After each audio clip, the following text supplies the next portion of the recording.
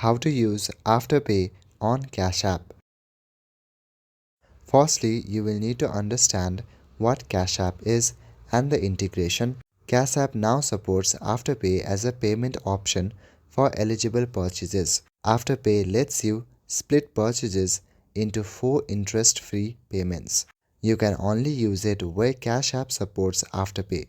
To link Afterpay to Cash App, firstly open Cash App and tap on Banking, then look for Add a Payment Method, or in this case Afterpay. Then sign in to your Afterpay account or create one. Then it will be linked to your Cash App once it approves permissions. Once it's done, you can make purchases using Afterpay. Shop at a store that accepts Cash App plus Afterpay, and at checkout, you can select Cash App as payment and Afterpay as the payment option. Just confirm your order and Cash App will split payments automatically.